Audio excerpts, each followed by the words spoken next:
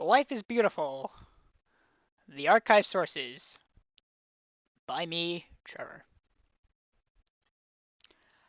So our learning objectives for this is to understand the central theme to Life is Beautiful, understand how comedy can be used as a weapon, discuss how a film made about a previous time can still cause dramatic effect, and, of course, determine how the human spirit can help trump adversity in hard times.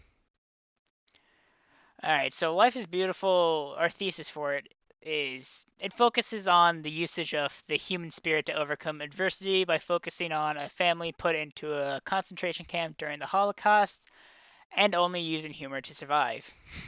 Sounds simple enough. So, evidence from the Washington Post suggesting this is that even these two quotes right here, so even the gradually increasing touches of political satire are nothing new, evoking Chaplin's The Great Dictator, which Charlie Chaplin was one of the other people who did comedy through a World War II film, The Great Dictator. If you haven't seen it, I highly recommend you do. And then another quote is allowing Guido to continue to crack wise about the atrocities of the Holocaust as he struggles to shield his son from its harsh realities shows that Guido's kind of a good dad. And it also shows how comedy can be used as a weapon because in one scene in particular, when the warden is trying to tell the new recruits, and Guido raises his hand saying he's a translator when in reality he's not.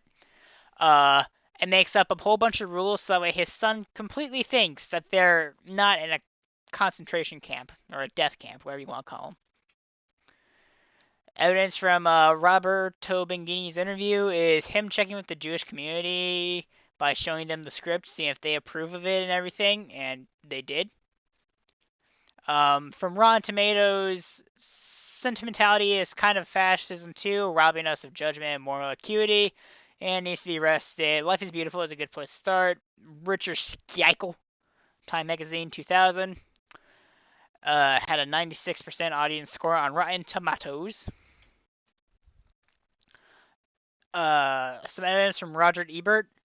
It's impossible to regard Roberto Benigni without imagining him as a boy in school, already a cut-up, using humor to deflect criticism and confuse his enemies. He does this a lot during the film. It shows pretty easily.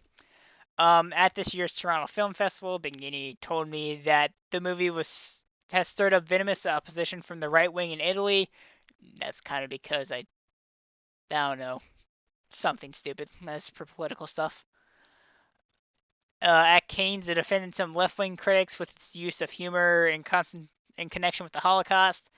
Something I always think is that if you are going to make fun of something, you should know what it's about. And to be able to make fun of it while still knowing that it's bad or it's sometimes not the right thing shows that you are indeed truly fine with it and understand its relevances on it. If you protect something a lot and you try to not make comedy out of it, you're kind of screwing your own self. And the last quote is, he is showing how Guido uses the only gift as command to protect his son. If he had a gun, he would shoot the fascists. If he had an army, he would destroy them. He's a clown, and comedy is his weapon, and you can see that throughout the whole entire second half of the film when he uses comedy to shield his son from what's going on.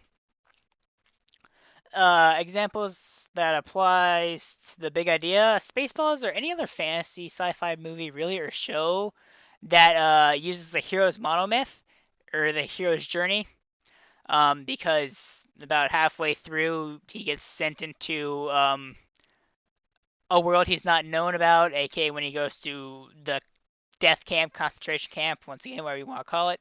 This shows it perfectly. So our questions are these two. I'm recording this afterwards. I don't know. I'll say them anyways. How can humor be used as such an effective coping mechanism during hard times? Obvious question is obvious.